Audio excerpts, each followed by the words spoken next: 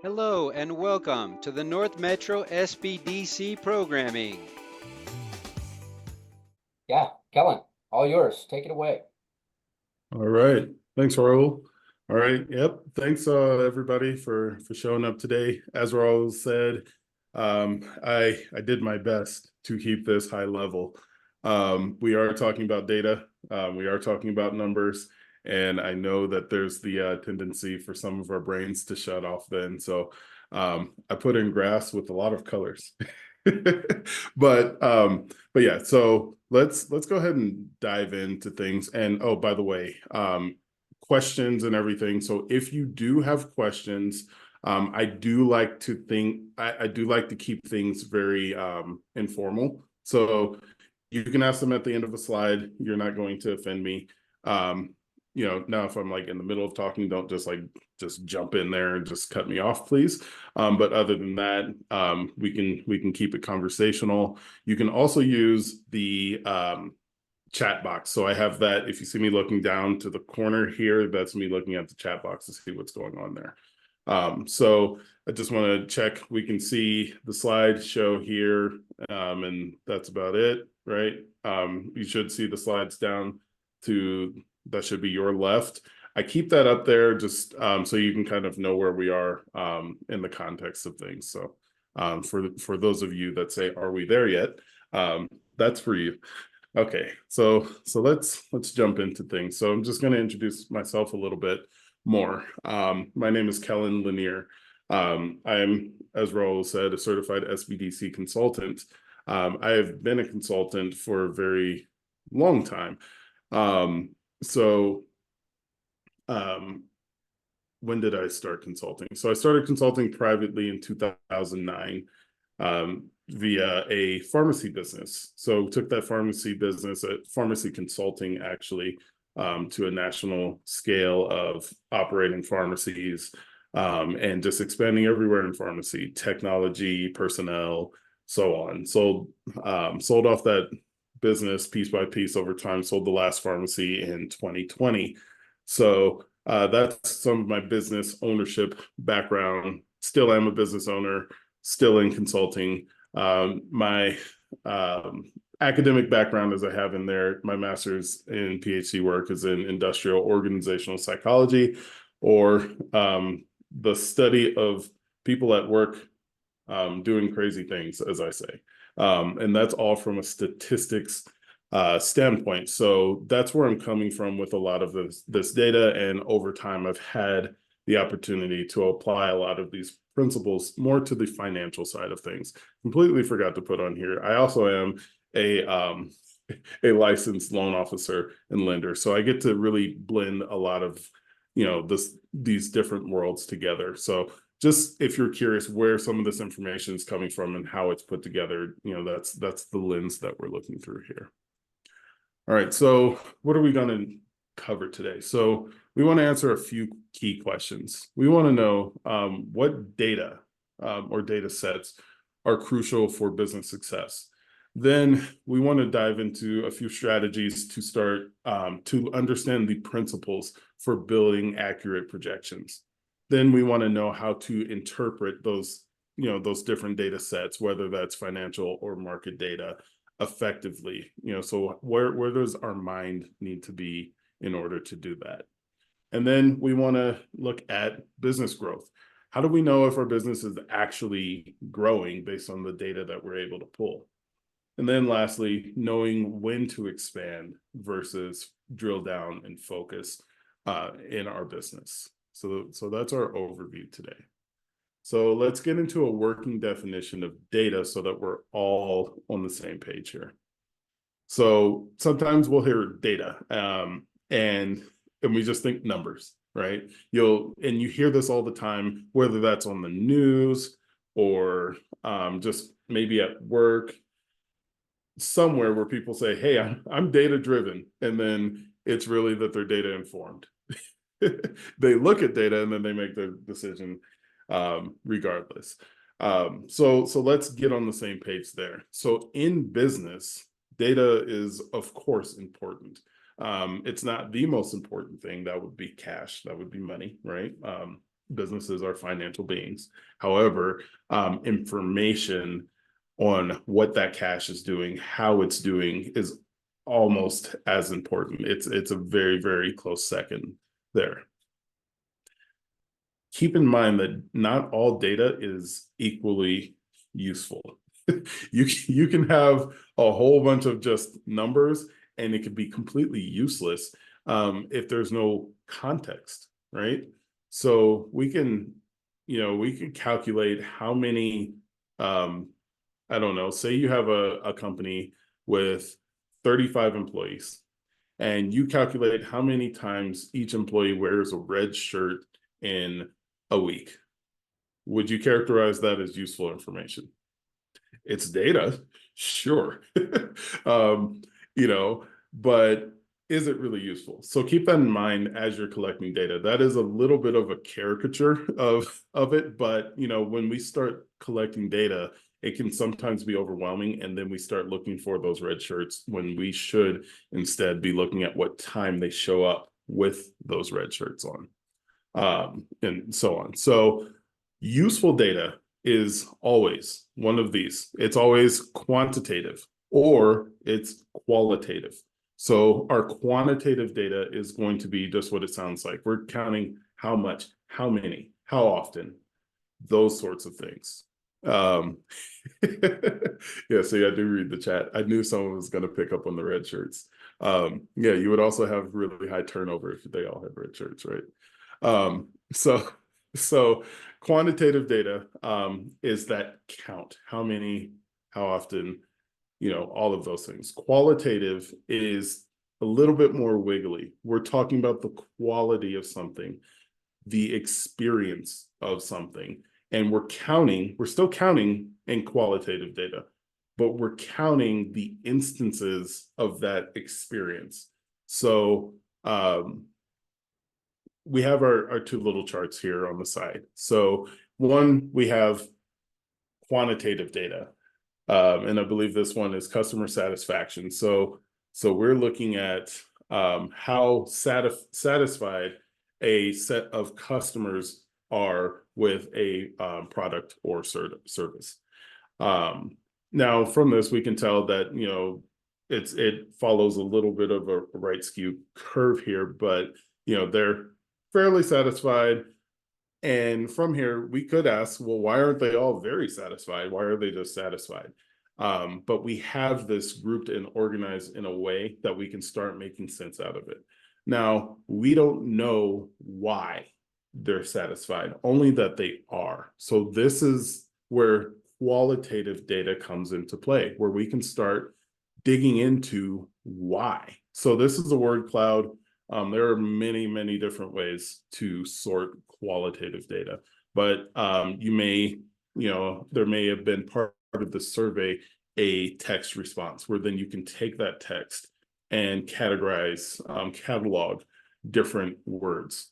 And I guess if this was related, they really love PowerPoint, and that's why they're satisfied. Because that's a frequency of that word coming up. So now we can start getting clued into why they are satisfied instead of just the mere fact that they are. Useful data is also related to relevant outcomes. So again, with those red shirts, it may be an outcome that is, say now that this qualitative data indicates that they really like the color of those employees' shirts. Now it's relevant again. There's something there. So it's related and relevant to different outcomes, because now you can track customer satisfaction. You can link that with the color of an employee's shirt, which is directly related to your, to your income. Again, I'm going to use some really wild explanations here. So if it gets a little too wild, just let me know.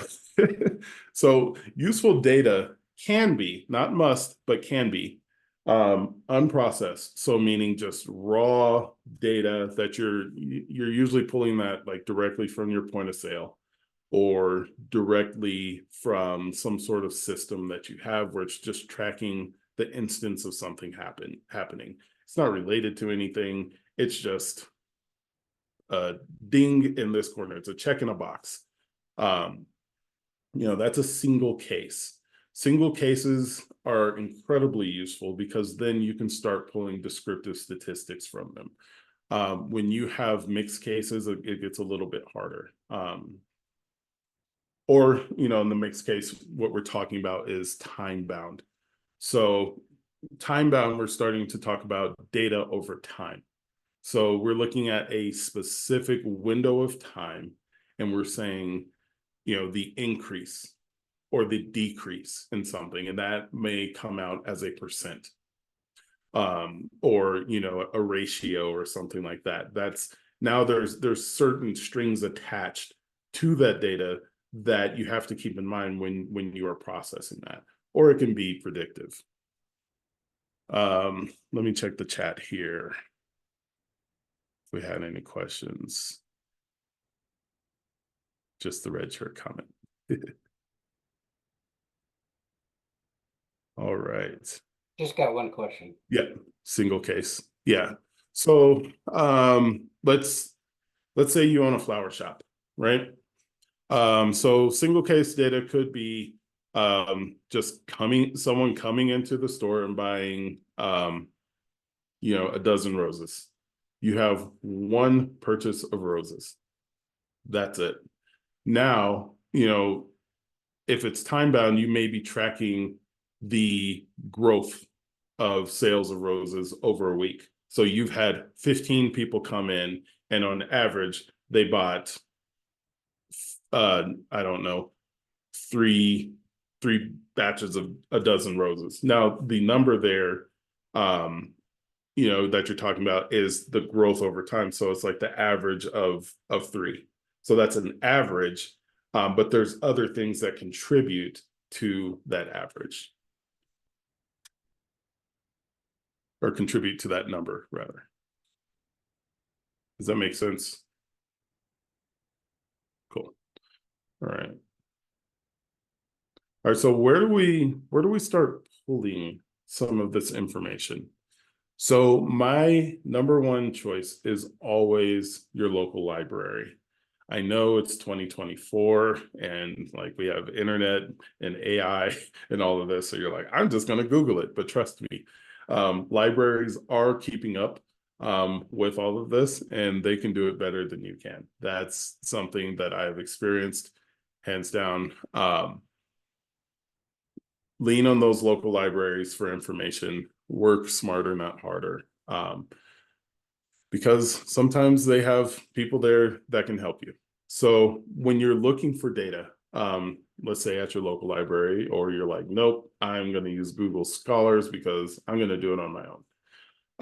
You want to look at peer-reviewed documents first. So we're not searching for news articles, things like that are kind of pre-chewed for us. We want to look at peer-reviewed scholarly articles. And what do we mean by scholarly? We mean that the person who wrote this has an academic or reputational stake, something that they're staking their name on.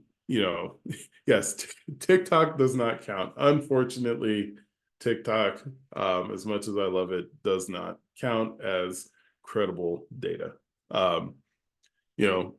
Also recent articles. So there are non-news outlet articles. So you're talking about different business journals, industry journals, trade journals, things like that, or articles that they will publish. I would call these kind of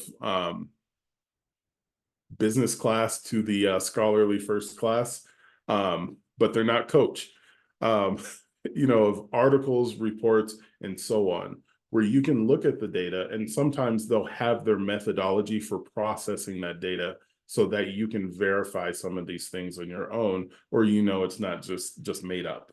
You'll see something N equals 560 or something like that. That large N means population, or small N sample, those sorts of things. They'll typically have all of those disclaimers and just assumptions at the bottom. So that's external data. That's looking at the world around you and creating an informed decision. You also can turn internal and look at your own business. Now, of course, if you don't have a business, then this doesn't really apply. But if you do currently have a business, you can look at this. If you don't have a business, you can look at others. If you know anyone else, to have the same thing. So we're looking at sales. This is kind of those single cases that we want to get to. We want to get to the single case level. So hopefully you have something like QuickBooks, Xero, or Wave, something where you can look at, okay, I'm looking at this line item of sales, and I can also look at an entire group of sales, a day of sales, whatever. Surveys. This is something that I strongly believe you should do and implement. There's always an opportunity to collect information from your customers, clients, patients, whatever you call them. Quick surveys that really get to the meat of what you're doing. No one starts a business with the intent to just be stagnant, right? So you have to look at the things that you care about that you feel will help you grow. So maybe that's sales data. Maybe your sales are just a given, but some sales take longer than others. Then you want to be tracking that data. You want to be probing your customers for information so that you can make more informed decisions. And then, like I was saying, accounting. So then we would be getting into some of the more like cash flow, our big three reports, which are cash flow, P&L, and balance. Balance, for the purpose of data processing, is kind of like a stepchild. Like, you could look at it to verify, but that isn't really as relevant to when we're talking about processing that data. But it's a good verification tool. Yeah, no problem.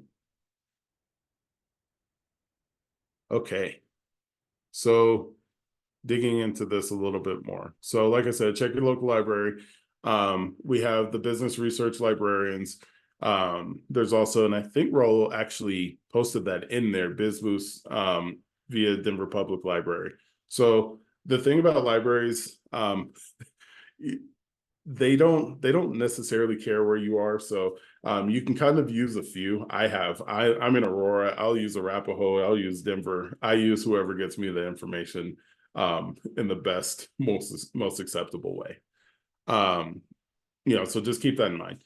SBDC also, we're able to pull IBIS World Reports. So these are going to be market and industry specific reports, and they are pretty hefty. So to the right here is an example of a dashboard of, this was from like a t-shirt company or something like that, or the t-shirt industry. So this is the type of data that we can start using to start making informed decisions about, do we want to get into this industry? Is it something that's beneficial to us? So if we're looking at this, this is showing growth. So here we have a lot of things that are time bound. So we show this industry from 2018 to 2023 has grown 9.4%. And it is expected to grow from 2023 to 28, another 4.1%. So that's an indicator that this is an industry that has, some sort of upshot to it. It's also growing in personnel and people. So sometimes you'll see like revenues are skyrocketing and then like everybody's leaving, and things like that.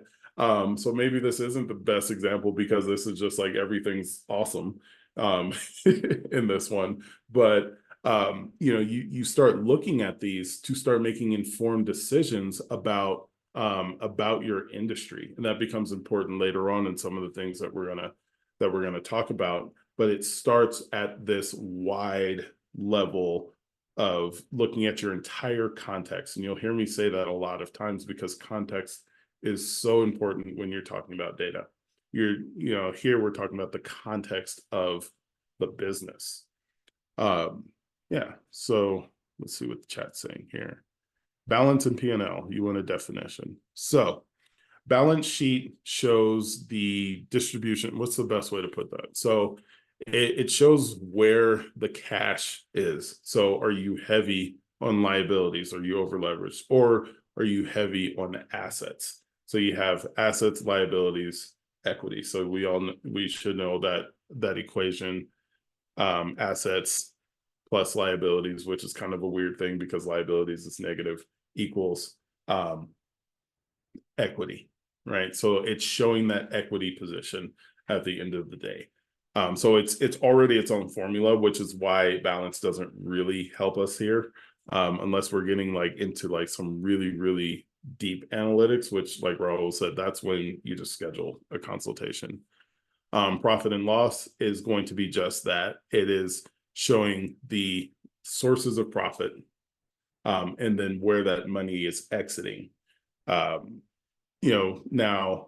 cash flow, I believe, does a much better job at showing the actual flow of things versus P&L is more like just like a here we are now.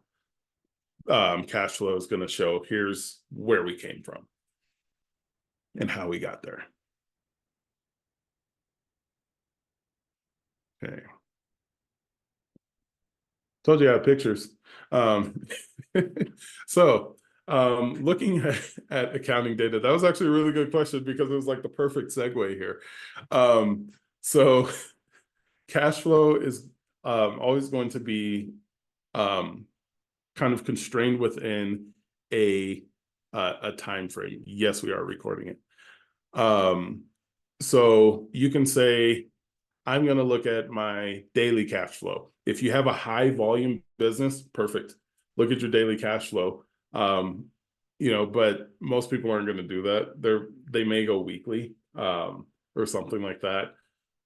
If we're talking about long-term strategic planning, we're talking monthly, quarterly, sometimes yearly cash flow. We want to see the large effect from the industry, from our local market, all of those things, over time to look at the effect of our business. And we may see that perhaps the business is declining. Perhaps it's doing well. Maybe it is, maybe it isn't.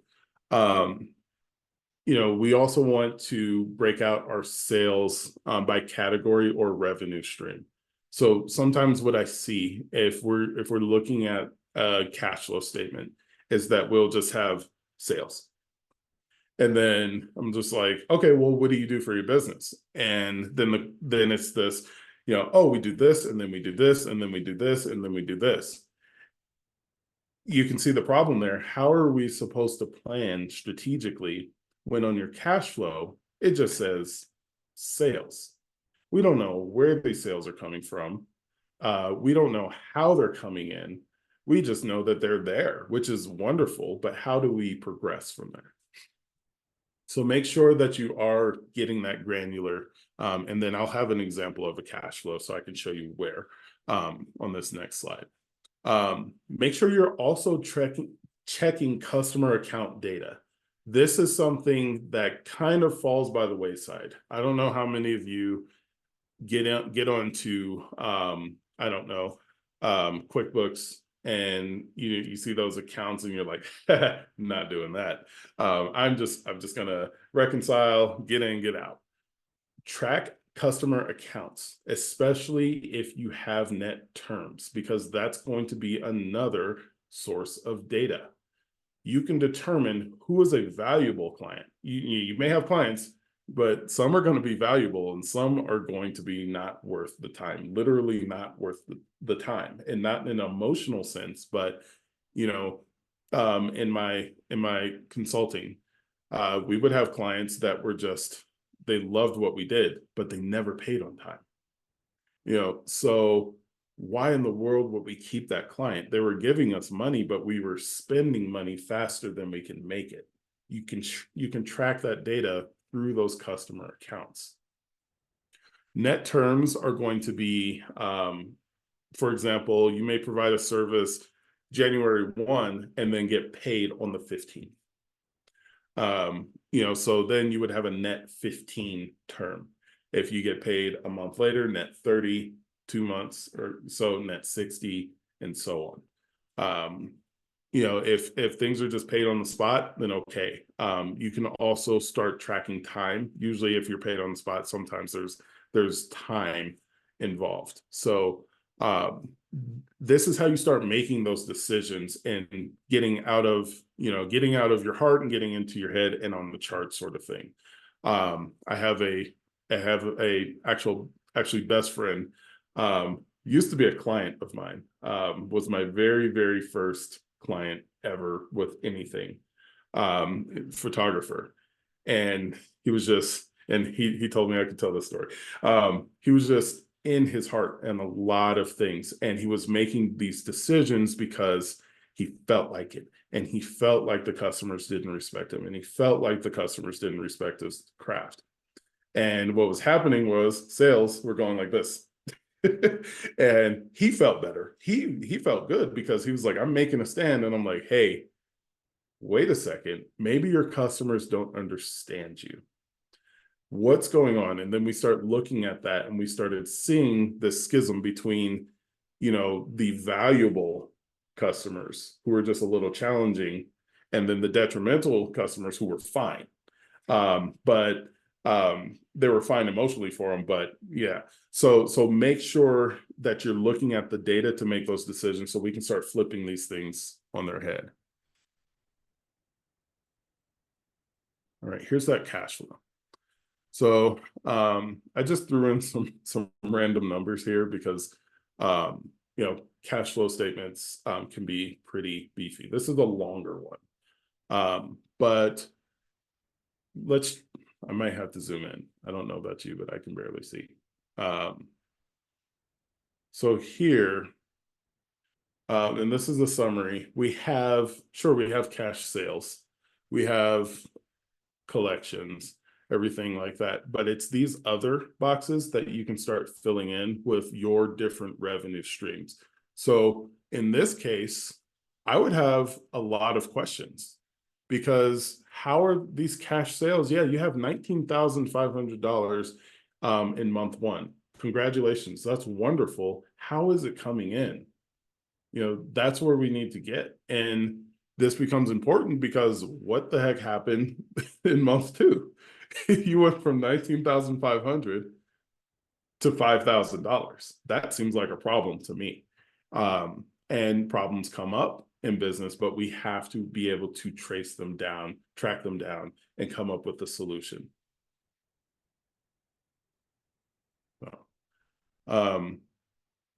Yeah, you can look at that one.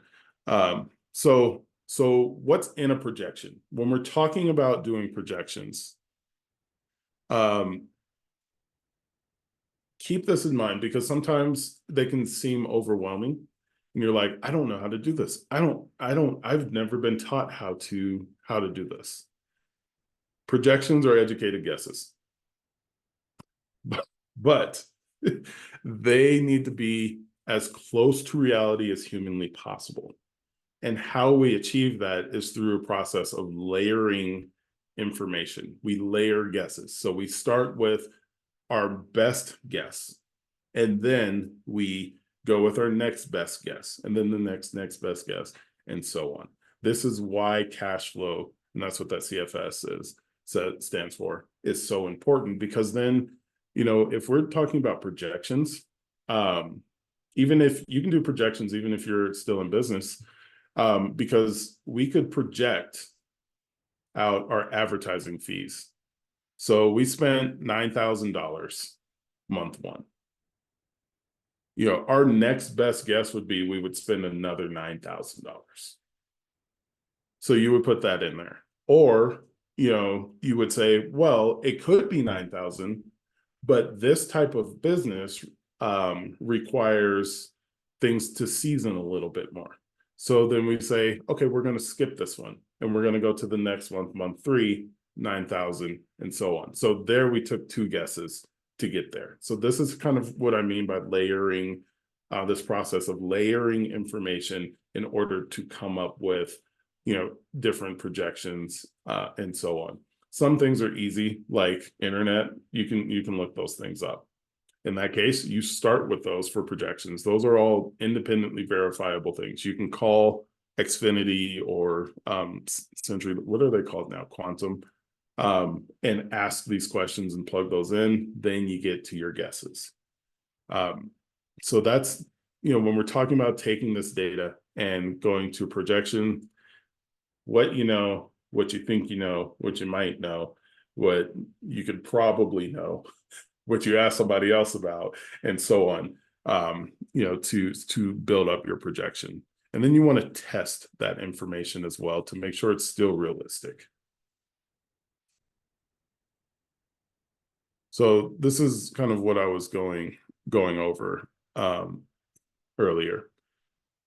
So when we're talking about the context, there's that word again, of data, and how do we integrate that into any projections or estimates, guesses that we may make, we want to start with our industry. Our industry is the big container that everything exists within.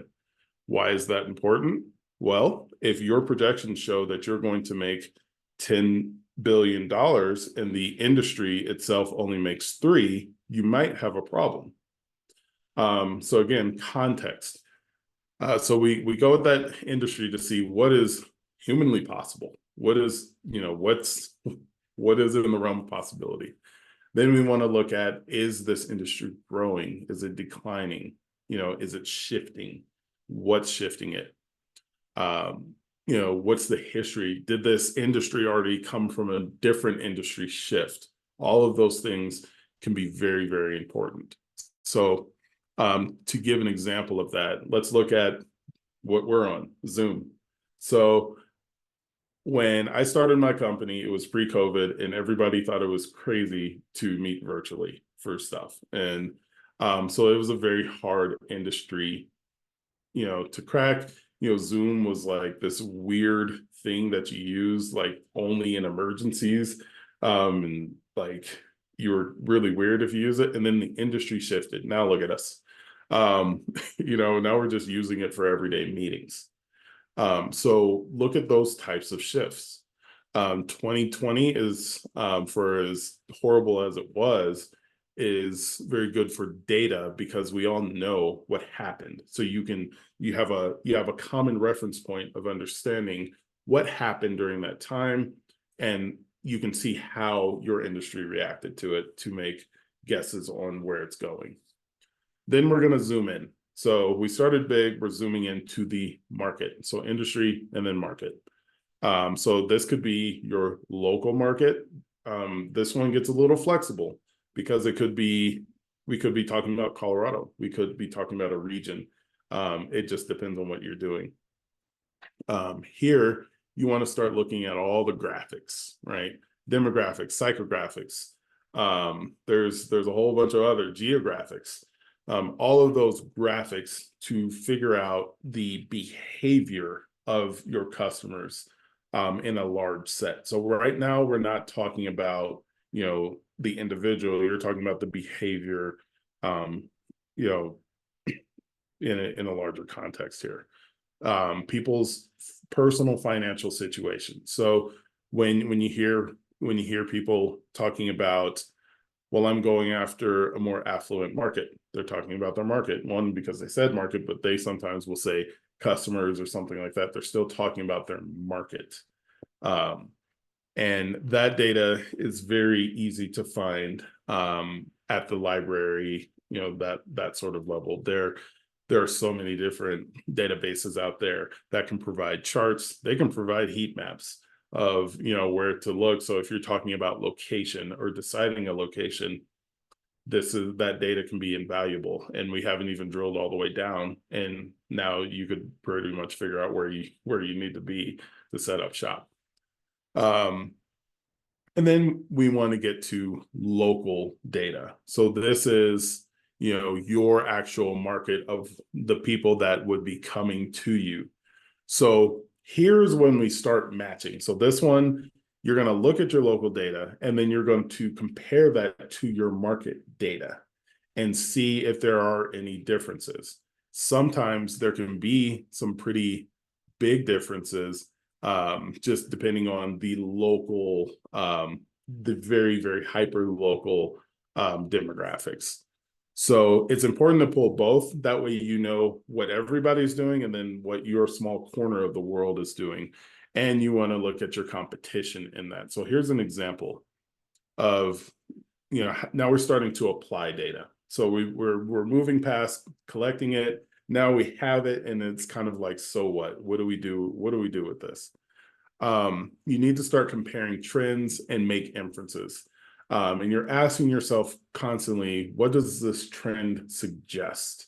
What is it related to? And we have to be very careful not to conflate correlation with causation. So here's an example here. So this is just a random meat market, right? So we're looking at US-based meat market. And from here, we see that pretty much everybody likes burgers. And then sausage, and then ground meat, and then other McDonald's, right? But what happens, that's the whole market. But what happens when we move to a very health conscious demographic, we're talking about zip code where everybody is just generally more concerned about health? That may change. That might really mess some things up if you're just looking at the larger market, because now they've started to swap out some things. Now, instead of burgers, it's tofu. Uh-oh. What if you just looked at the market and you were like, hey, I'm going to open up a burger shop here? You're going to have to really do some scrambling to change what you're offering to be more responsive to the local market. So there can always be local influences that change things. We still see there's a preference similarity here, but it's just broken down a little bit differently. Yep, quick to pivot to I don't know if these are tofu burgers. That's a little weird. I have no idea what they are, but they have ground lentil and beans. I'm assuming that's burgers. So now all of a sudden your burger market is a lot smaller than you thought. All right. So we've looked at data, we've made inferences, we've adjusted for our locality. Now we're kind of turning inward a little bit more. So stable growth. So this was one of those headliners here of, understanding stable growth. I see this a lot, so I made a slide about it. So stability is a trend. Trends come from data. Stability is not an occurrence. Don't get ahead of yourself in your business and say, I made money this last week. I wouldn't characterize that even as a trend. So you want to be able to really, really understand how solid that trend is as well. So you can claim stable income and then have a stagnant or declining growth. And here's an example of a company where their profitability on this left hand is tanking it, right? They're becoming less profitable over time. However, their income is kind of staying the same. They haven't really moved. And sometimes when you see this, if you're not looking at it from this level, you feel like, hey, it's just going to turn around. It's going to turn around anytime soon because I'm only looking at, Q1 to Q2 here. So we're looking at this trend, but we also have to keep in mind, the greater context. Here again, this company is just doing the same thing over and over. Their profitability is actually increasing.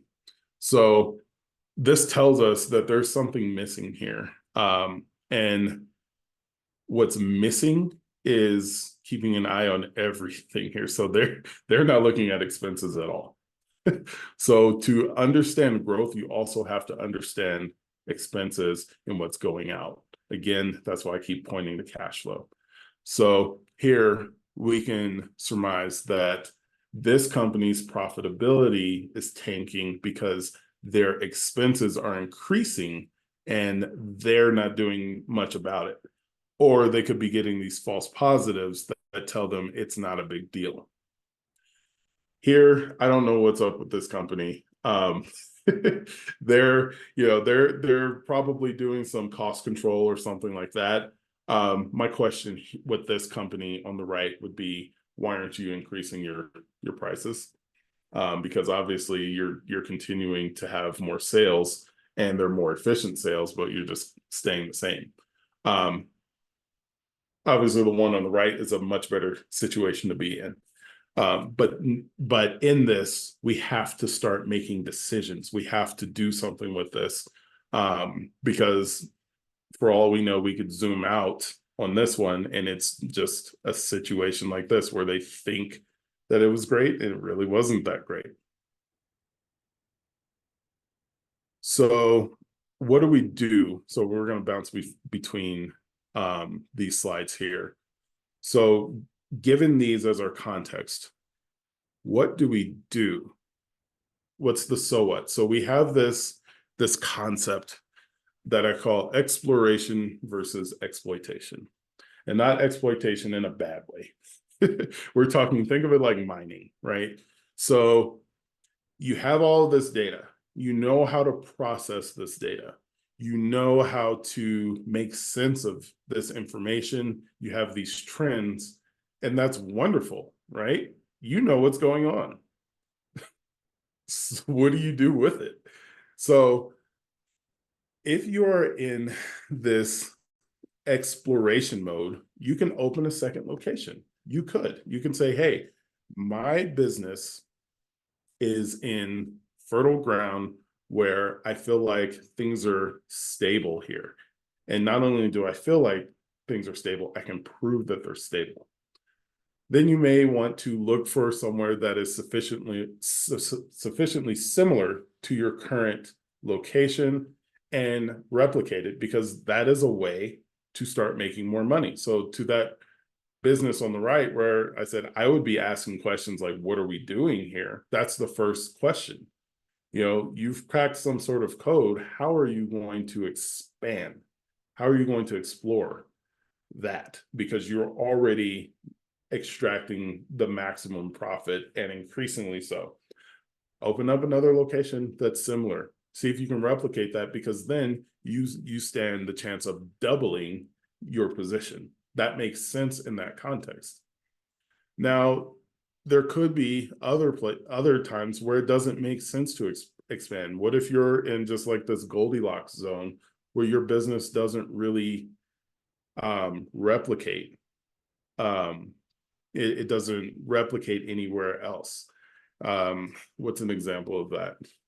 It's probably a bad one, but Casa Bonita, right? Where else is that really going to work? There's so much emotional ties there that they just kind of have to stick there. So then you go into exploitation mode. You start drilling down further and becoming more of what you are, in where you're rooted. So that's when you're producing more out of your original location or business. You can switch that out and it's interchangeable. It doesn't have to be like brick and mortar. So you may say, hey, we're going to expand hours and hire more employees. We're going to, we're going to start expanding service offerings. You see this a lot with car companies. Car companies have a deep exploitation mode and a very narrow exploration mode. So, they may say, hey, we have like this SUV, then we have like this mid-size SUV, and then this like upper mid-size SUV. They're trying to get more out of what they've already perfected in that way. What does this look like at the local level when you're expanding your service offerings?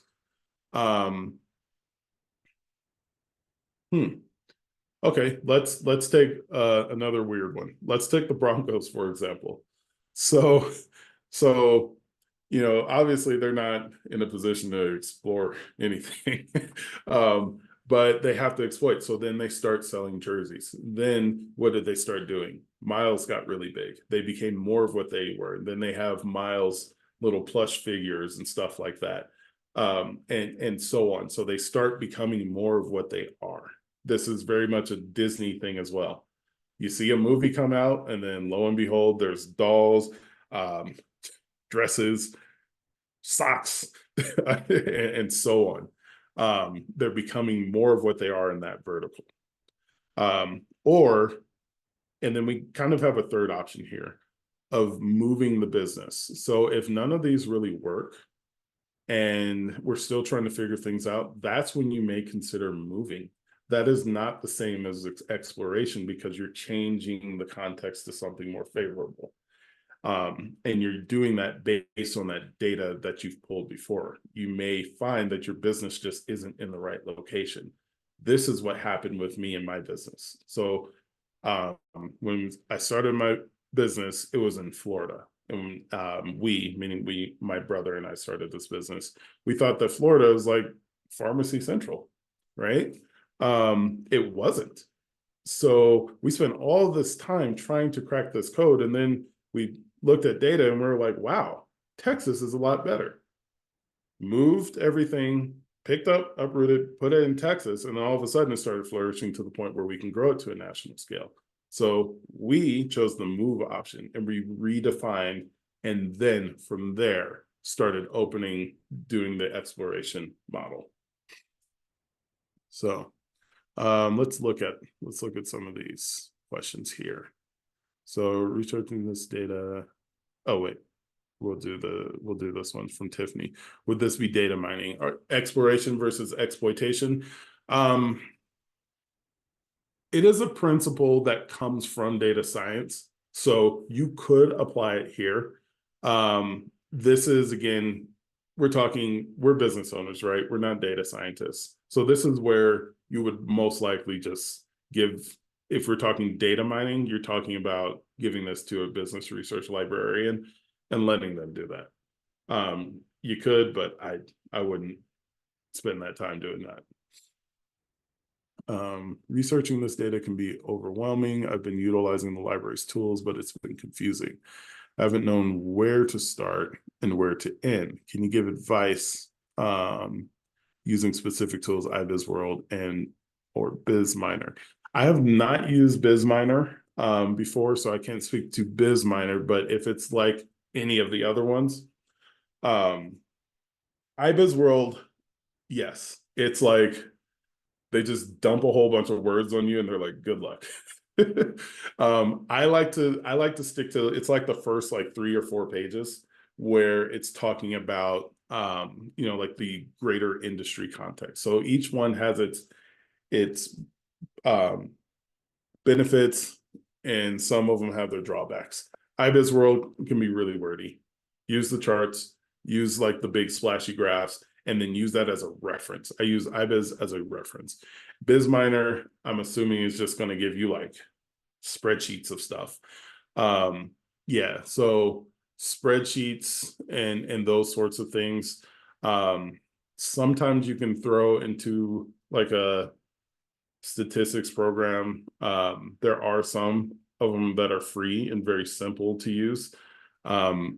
Or you can just use Excel to achieve the same goal. So if you have that problem, I would say talk to the business research librarian. If they're like, good luck, bye, then come talk to the SBDC. And we can try and help you make sense of that stuff. Can I speak really Yes. quickly to my question? Okay, so that's basically why I'm here. I originally had a BizBoost appointment, and the librarian went through all of the tools, and it was crazy and insane. And because I'm not a data scientist, I felt like I kind of had to be to really grasp how to utilize it for my projections. So I ended up talking to the SBDC. But I'm still in a state of overwhelm with, like I said, where to start and where to end. This is all pre-revenue. I don't have an existing business. I'm making the projections so that when the business starts up, we already have this. That's where I need help with. So that's what I was asking if you could give advice on where to start. Thanks. Yeah. That's something we can help with. You can set up a consultation. But just so you have something to walk away here from here with, start with the large context. So the big numbers where you're talking about the entire industry, especially since you're pre-startup. You just want to look at trends. You want to see, is it growing? That's kind of where you want to be. Just because some of that data is just, there's no way to tell if it's going to be applicable to your situation yet. So that could be part of the overwhelming part of it, is that there's no way to tell yet. So start big, start obvious, and then kind of zoom in from there. When you get a lot of data like that, there's going to be some that you just omit, just because it just doesn't apply yet. But that's something I can help you out with, in a one-on-one or something like that. Just kind of sorting through all of them. Cool. So thanks so much. Thanks. Quick question. CFS cash flow statement.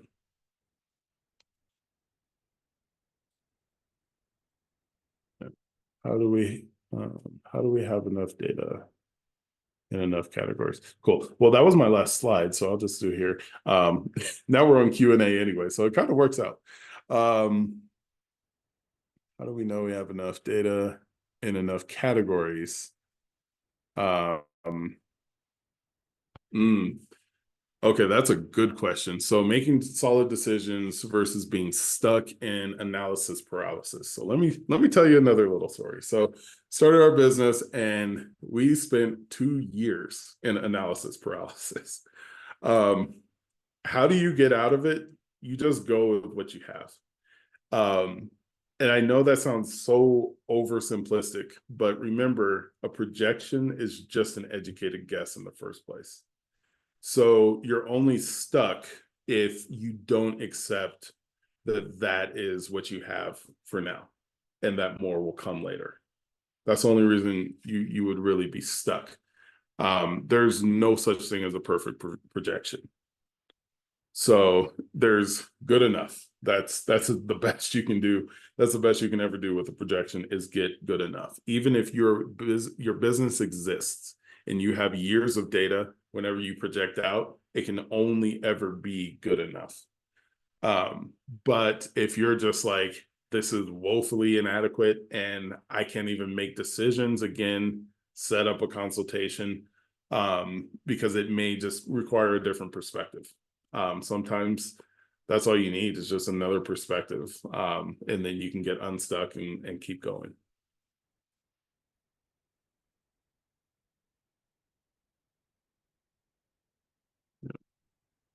Yep.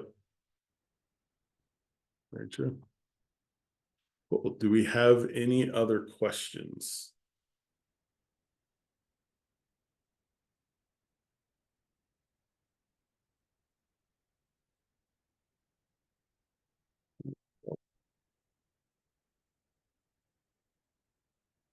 Cool. Well, it looks like Raul posted all the information to get set up with the consultation. So yeah, there you have it. I would probably copy and paste that just so you or screenshot it, something. And then yeah, that's all I've got. Raul, did you want to add anything? I think we had a few questions about the recording for this.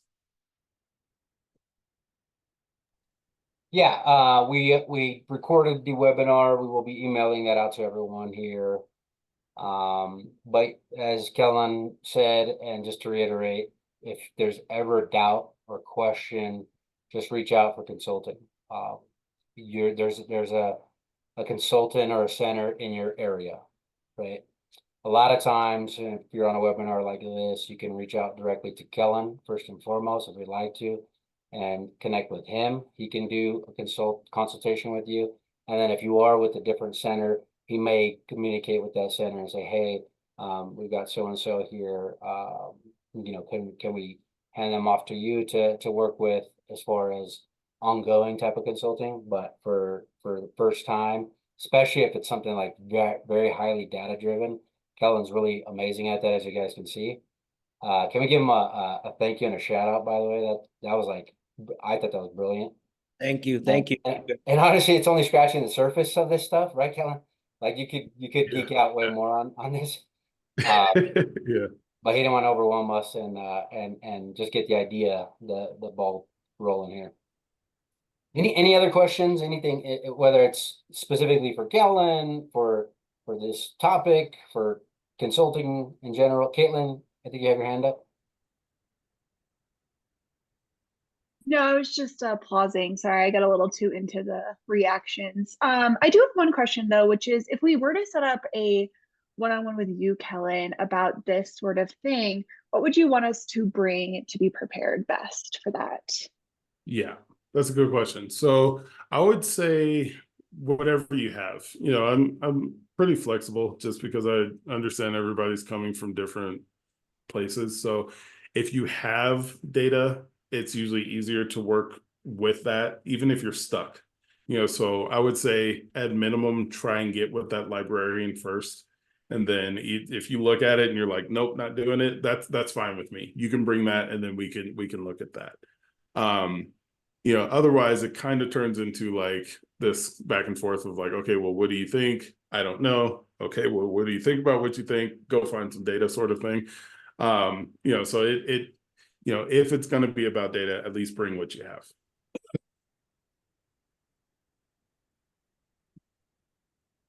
Thank you. Yep. Mm-hmm. Awesome. Tiffany had a question. Yeah. Is there consulting for QuickBooks? Yes. Yep. As far as setting it up, or I tend to be more on the strategic side of QuickBooks, so kind of like a now what. But you know, if you're talking about setting it up and you know fixing some of the information in there too, I can help with that. Awesome. Cool. Well, if there's no more questions, again, thank you, Kelyn. That was amazing, and thank you all for being here.